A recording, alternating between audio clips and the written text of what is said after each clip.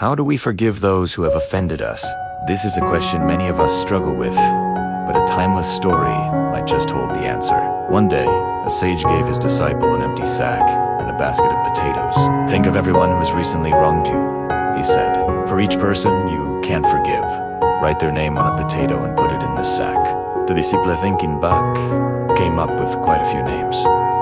Soon, his sack was heavy with potatoes. "Now," the sage instructed, "carry the sack with you everywhere you go for 1 week. Then we will talk."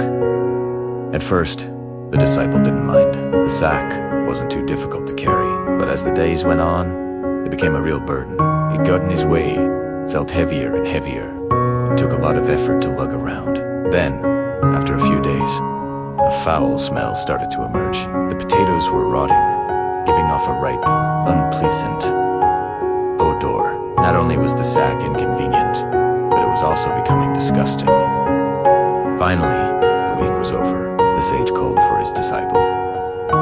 "So, what have you learned?" The disciple replied, "Master, I understand now. When we can't forgive others, we carry these negative feelings with us everywhere. Just like these potatoes, this negativity becomes a heavy burden, and over time it festers and turns rotten." "Exactly," the sage nodded. "That's what happens when you hold a grudge. So, how can you lighten your load?" "I must strive to forgive," the disciple said. "That's right. Forgiving someone is like taking one potato out of the sack. How many people are you ready to forgive now?" The disciple had thought about this a lot. "It took great effort, Master, but I've decided to forgive all of them." "Excellent," Tasaka sighed. As they emptied the sack, "But were there any new people who wronged you this past week?" The disciple admitted there were. A sense of dread washed over him as he pictured his sack filling up all over again. "Master," he asked, "if we keep doing this, won't there always be potatoes in the sack?" "Yes," the sage replied. "As long as people act or speak against you, you will always have potatoes to carry. But we can't control what others do. What's the point of all this?" Then the sage smiled gently.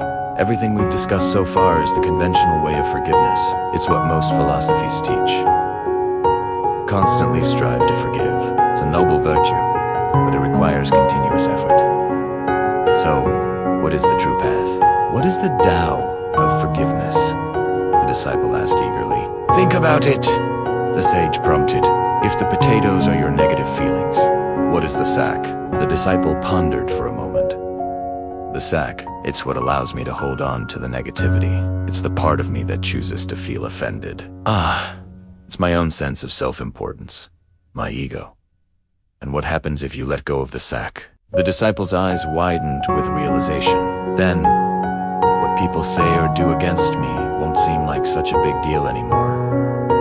"Exactly," the sage concluded. "You won't have any names to write on potatoes, no more weight to carry, no more bad smells." The Tao of forgiveness isn't just about taking out the potatoes one by one. It's about making the conscious decision to let go of the entire sack. This story reminds us that true freedom from resentment doesn't come from forgiving individual acts, but from releasing the ego that gets offended in the first place. It's a profound shift in perspective, from managing burdens to refusing to pick them up at all. What do you think? Is it time to drop the sack? Thank you for watching.